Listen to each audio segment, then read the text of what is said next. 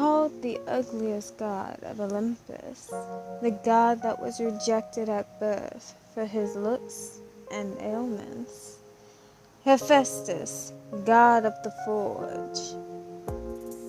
Hephaestus, also known as his Roman counterparts as Vulcan, is the god of fire, forge, volcanoes, and so on. He is said to be the offspring of Hera, queen of the gods, and Zeus, king of Olympus, but others have different theories. Some say that Hera birthed him herself to get revenge on Zeus for birthing Athena without her. Hera had him casted away from Olympus because he was ugly and mentally challenged. Some others say that Zeus banished him for making advances as his wife. For this account, it would have been the fall from Olympus that caused all of Hephaestus' ailments. He would go on to live in Lemnos and serve as a blacksmith to the gods. Hephaestus would return to Olympus. He was one of the gods that was allowed to return after being exiled. He had built his own castle up on Olympus that contained his workshop. With his return to Olympus came revenge on his mother for treating him like a monster. He crafted her a throne, a magical golden one that once Hera had certain she was stuck.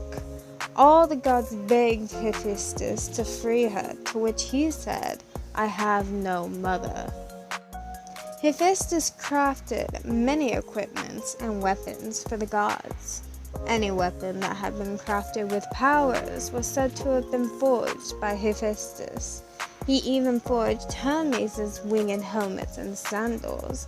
He had also forged Aphrodite's famous girdle, Achilles' armor, Hercules' bronze clappers, Helios' chariot, and Ares' bow and arrows. Hephaestus would even build automatons of metal that would work for him. Returning to his revenge on Hera, it was Ares that went after Hephaestus, but was threatened with fire. Dionysus, god of wine, got Hephaestus drunk and drugged him back to Olympus. According to Hyginus, Zeus offered him anything to set Hera free.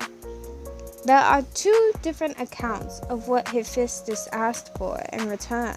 One was asking for Athena's hand in marriage, and the other was he demanded Aphrodite's hand in marriage, and Hera granted his wish.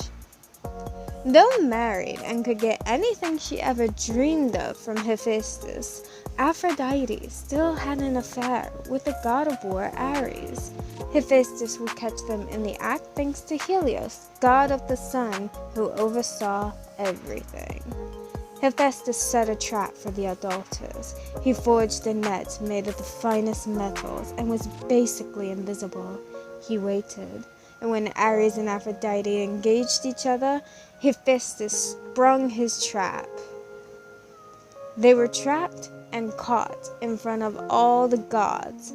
They were held there for days before Hephaestus let them go. Ares and Aphrodite never did marry, but they did birth children together.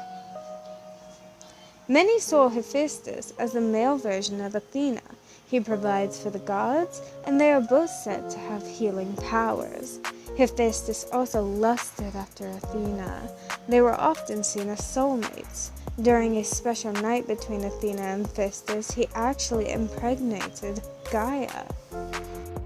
It was said that Athena and Hephaestus were to be wed by Zeus, and on the wedding night, Athena vanished during the consummation and left him to ejaculate onto the earth, Gaia, and she birthed Greekmythology.